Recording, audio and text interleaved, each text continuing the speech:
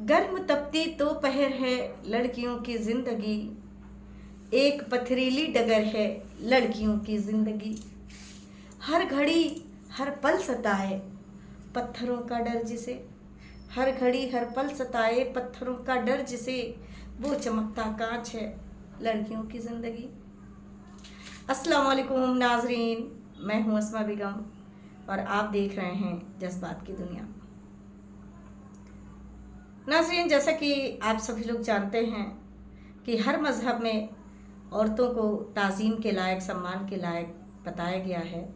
नारियों की इज़्ज़त करने की और उन्हें इज़्ज़त देने की बात कही गई है। हमारी भारतीय संस्कृति में भी कहा गया है कि यत्र नार्यस्तु पूज्यन्ते रमन्ते तत्र देवता, यानी जहाँ नारियों की पूजा होती है वहाँ देवता भ्रमण करते हैं।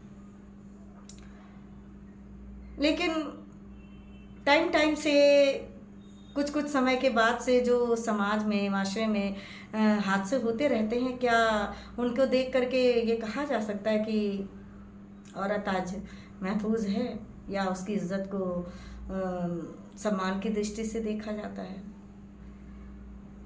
अभी चंद दिन पहले की बात है, आपने जो सोशल मीडिया पर देखा ही होगा, सुना होगा, बड़ा चर्चा हो रहा है, सभी लोग जानते हैं कि किस तरह से बेशर्मी भरी और हैवानियत भरी हरकत की गई है दो औरतों के साथ, दो लड़कियों के साथ। मैंने भी जब सुना, ये शर्मनाक हादसा देखा, सुना, तो दिल औरत ज़ात की इतनी बेइज्जती, इतनी बेहुरमती और मर्दों की इतनी बेहया फितरत और उनके कुकर्मों पर खून के आंसू रो पड़ा।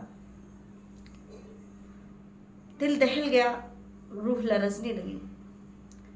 सोचने लगी कि समाज में इतनी जागरूकता, इतनी शिक्षा होने के बाद भी इस तरह के मामले में कमी क्यों नहीं हो रही है, क्यों नहीं कम हो रहे हैं इस तरह के हादसा। आखिर मर्द कब तक औरतों की हुर्मत को अपने हाथों का खिलौना समझते रहेंगे? कब तक उनकी इज्जत से खेलते रहेंगे, उनको बेइज्जत करते रहेंगे? बहुत सारे अनसुलझे सवाल दिल को झंझोड़ते रहे, तूफान खड़ा करते रहे, दिल में बेचैनी होती रही।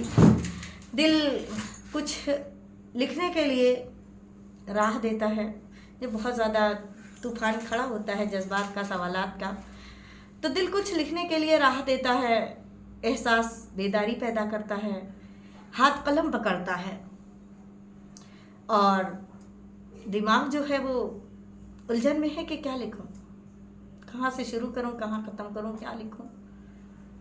फिर जज्बात इकट्ठा होते हैं, एक कविता बनती है और कविता बनकर तैयार होती है। फिर कलम को ये इशारा मिलता है, क्या लिखने का इशारा मिलता है, चलिए देखिए। सिर्फ हिमायत ही नहीं अत्याचार भी लिख,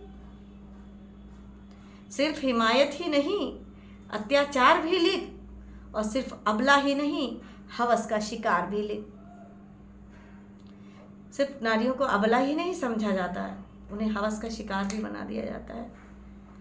तो मेरी कलम, मेरे दिल के जज्बात क्या इशारा करते हैं, देखिए फिर से लाइन दोहराती हूँ कि सिर्फ हिमायत ही नहीं अत्याचार भी लिख, और सिर्फ अबला ही नहीं हवस का शिकार भी लिख। किसकी लूटी गई सरेआम आबरू, किसकी लूटी गई सरेआम आबरू, छिन गया किसका सम्मान भी लिख, छिन गया किसका सम्मान भी लिख। कैसे जीता है कोई, कितना दुश्वार होता है अपनी इज्जत गंवा करके जीना, लोगों का सामना करना। ये तो वही बता सकता है जिसके साथ ये हादसा हुआ हो, लेकिन एहसास तो हम सब लोग कर सकते हैं कि कितनी जिल्लत भरी बात होती है। उसी को कुछ पंक्तियों में कहने की कोशिश की है। कैसे जीता है कोई लुटाकर आबरू अपनी, कैसे जीता है कोई लुटाकर आबरू अपनी, किसकी इज्जत पर लगता है दाग भी लिख। निर्भया, बिल्किस बानो, उन्नाव, हाथरस, मणिपुर की बेटियां, निर्भया बिल्किस बानो उन्नाव हाथरस मणिपुर की बेटियां बर्बाद हैं रोती हैं कैसे, उनके दिल की आग भिले। बर्बाद हैं रोती हैं कैसे, उनके दिल की आग भिले। आगे कलम को क्या इशारा मिलता है देखिएगा अगली पंक्ति में। कौन दे सकता भला सम्मान उनका लूटा हुआ, कौन दे सकता भला सम्मान उनका लूटा हुआ। जला दे जो हवस के अंधों को ऐसा कोई चिराग भिले। जला दे जो हवस के अंधों को ऐसा कोई चिराग भिले। सिर्फ बेटी बचाओ के नारे ही न सुन, सिर्फ बेटी बचाओ के नारे ही न सुन।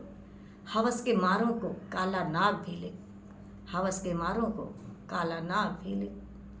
रक्षक ही भक्षक बन गए।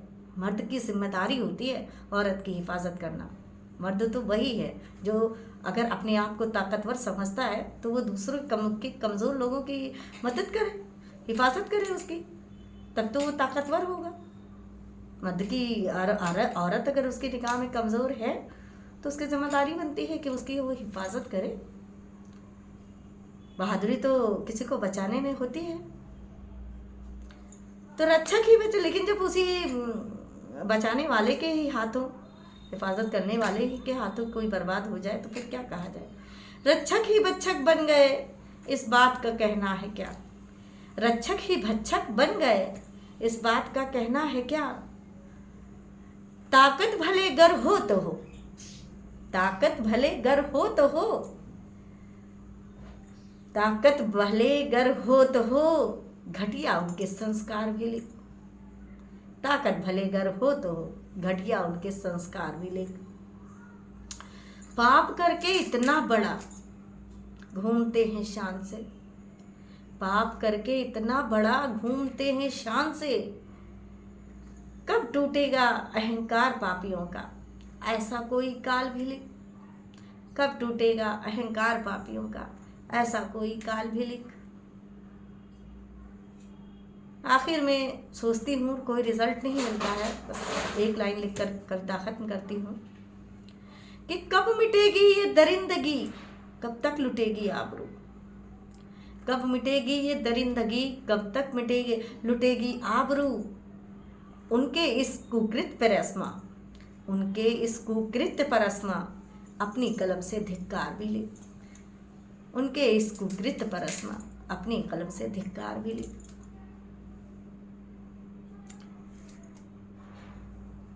कविता तो खत्म हो गई, लेकिन जज्बात अभी बहुत सारे हैं मन में, दिल में। चंद बातें कहकर आपसे विदा चाहूँगी कि नाज़रीन, औरत कुदरत का एक बेहतरीन और अनमोल तोहफा होता है। एक हैरत अंगेज़ कारीगरी होती है जिसमें ऊपर वाले ने सूरज की चमक, चांद की ठंडक, हवा की शोखी, ज़मीन की सहनशक्ति और समंदर की गहराई और बहुत सारी खूबियाँ देकर मर्द की ज़िंदगी में दाखिल किया है। माँ, बीवी, बहन, बेटी और दूसरे बहुत ही खूबसूरत अंदाज में मर्द की ज़िंदगी में औरत होती है, शामिल होती है। और औरत हर तरह से जिम्मेदारियों को अपनी निभाती है, इज्जत से जीना चाहती है कि हर डिपार्टमेंट में काम करके मुल्क की तरक्की में अपना योगदान दे करके, देश के लिए पदक जीत करके, घर में अगर रहती है तो अपने रिश्तों को अच्छी तरह से निभा करके, अपने घर को जन्नत बना करके, घरेलू जिम्मेदारियों को बखूबी निभाने के बाद भी अपने घर वालों की खिदमत सेवा करने के बाद भी सरकार द्वारा उन्हें सुरक्षा, सहायता, बढ़ावा देने के बाद भी आज वो सुरक्षित नहीं है। आज वो सुरक्षित नहीं, उनके दिल से बेआबरू होने का खौफ नहीं जाता है। हर किसी को डर सताता रहता है। भले ही हाथ से 2, 4, 10, 100 लोगों के साथ हो, लेकिन क्या वो 2, 4, 10 या 100 जिनके साथ कुछ होता है, क्या वो औरत नहीं है? होती तो वो भी औरत ही है। और इज्जत से जीने और आबरू से रहने का हक तो सबको मिलना चाहिए, सबका होता है। इज्जत से रहने का हक तो सबका होता है, अपनी पाकीज़गी अपनी पवित्रता बनाए रखने का हक तो सबको मिलना चाहिए, सबका हक होता है। औरत चाहे गरीब हो, चाहे अमीर हो, चाहे जाहिल हो, चाहे पढ़ी लिखी हो, ऊंचे ओहदों पर काम करने वाली हो, या घर की जिम्मेदारियों को निभाने वाली एक घरेलू एक गृहस्थन औरत हो, जो अपने पति की, अपनी सास की, ससुर की, माँ की, बाप की, मतलब पूरे खानदान की, पूरे घर के परिवार के सदस्यों की, अपने बच्चों की देख रेख करती है, हिफाजत करती है, पूरे मन से करती है, पूरे दिल से करती है और मुफ्त में करती है ना।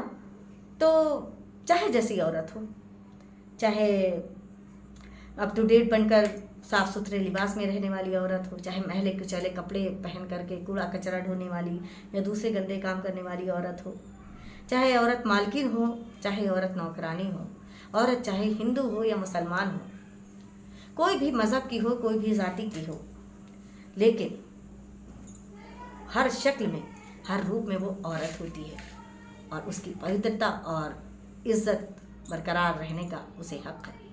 सबका हक बराबर है, सबको अपनी इज्जत और अपनी पवित्रता बनाए रखने का हक है।